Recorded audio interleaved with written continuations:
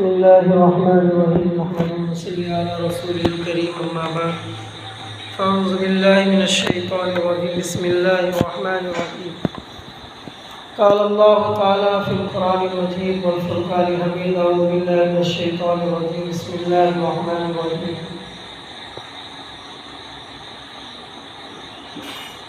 ذلك الكتاب لا ريب فيه وقال النبي صلى الله عليه وسلم طلب العلم فریضۃ علی کل مسلمۃ و مسلمہ۔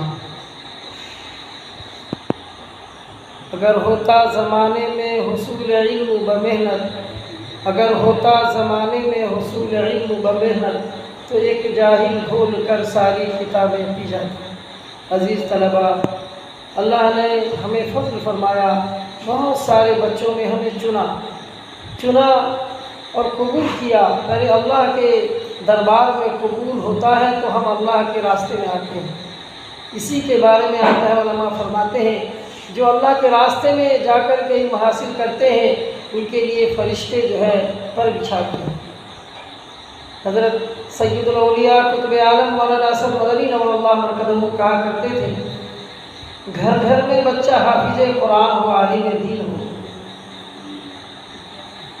اور ہمارے نظریہ آج تعلیم سے بہت دور ہو چکی ہے۔ جہاں تعلیم اتنی دور پر ہے، خصوصاً کہ ہم جو ہے دنیاوی تعلیم کو اصل سمجھ کر دینی تعلیم کو دوسرے نمبر پر رکھ دی۔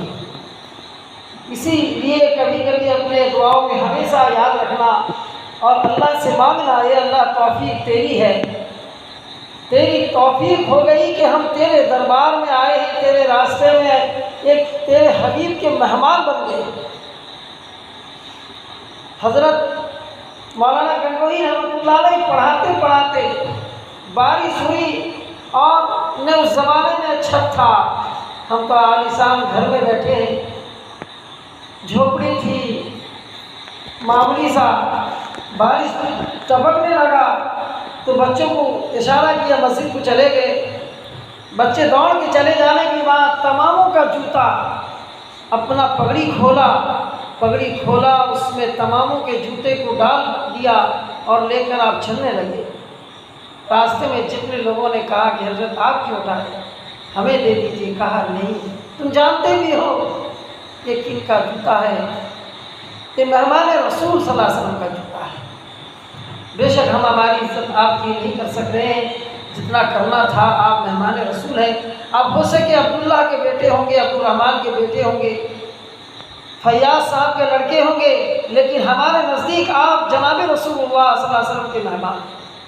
آپ کی عزت بہت بڑی چیز ہے، ہم آپ کی عزت نہیں کر سک رہے ہیں۔ کبھی دل میں کمی نہیں لانا کہ ہماری کوئی عزت نہیں کر رہی ہے۔ دور بڑا استعداد کا، بڑا نازک دور ہے۔ اگر اس دور میں آپ نے علم حاصل کر لیا تو اللہ یاد رکھیے، ہمارے دور میں ہم کو تو بچے سمجھ کے لوگ بیٹا بناتے تھے کہ اس کی ماں نہیں، تم میرے بیٹے۔ حضرت اقدس مولانا جلال صاحب رحمۃ اللہ علیہ دنیا سے چلے گئے۔ ابھی گزشتہ 15 دن میں نے ان کو خواب میں دیکھا تھا۔ میں ہمیشہ کہا کرتا ہوں، میرا ایک مدرسہ مولانا جلال صاحب ہے، میرا دوسرا مدرسہ قاری محمد علی صاحب ہیں، میرا تیسرا مدرسہ حضرت اقدس مولانا محمد جابر صاحب رحمۃ اللہ علیہ ہیں، اور میرا چوتھا مدرسہ حضرت اقدس مولانا نصیر امت نور اللہ مرکزہ ہے۔ اور اخیر میں نے سلطانیہ میں مولانا داؤد صاحب سے اور مولانا معین صاحب رحمۃ اللہ علیہ سے بھی پڑھا ہے۔ لیکن میں یہ 4 مدرسے کو بہت سمجھتا ہوں کہ میری تربیت ان 4 مدرسوں میں ہوئی ہے۔ اور آپ یاد رکھیں، غنیمت سمجھے اپنے وقت کو، 24 گھنٹہ آپ کا وقت ضائع نہ ہو۔ آپ کے جو ناظم صاحب جو خدمت کر رہے ہیں، اپنے آپ کو ناظم نہیں بناتے، دوسروں کو ناظم بناتے، ان کی خاکساری ہے۔ ہم تو ان کو ناظم صاحب ذمہ داری سمجھتے ہیں۔ واقعی کام کرنے والے سبھی خادم ہیں، جو حضرت اقدس مولانا منیر صاحب رحمۃ اللہ علیہ کہا کرتے تھے کہ اس مدرسے میں ایک جو ہے پکانے والا، کھانا پکانے والا بھی وہ ہمارا خادم، وہ سب ہم خادم ہیں مدرسے، وہ بھی اس کام کے ہیں۔ تو نانا کی بھی عزت ہمارے قلب میں ہے کہ وہ مہمان رسول کی خدمت کر رہی ہے۔ اگر کوئی گاؤں والے مدرسے کو سمجھیں نہ سمجھیں، उलमा से जाके पूछें कि उलमा ने अपने आप को मिटाया है, मिटा दे अपने हस्ती को। अगर कुछ मर्तबा चाहे कि दाना खाक में मिलकर गुले गुलजार होता है। आप आए हैं, इतने दूर से आए हैं, आप अपने वक्त का कदर करेंगे तो इंशाअल्लाह आप गुले गुलजार बन जाएंगे। आप अगर वक्त को ज़ाय कर देंगे साथियों के खेल कूद में, इधर उधर की बातों में, उस्ताद साहब के बात को भुला देंगे, आपके लिए वक्त अच्छा नहीं होगा, आप बाद में काफ़ी अफसोस करेंगे।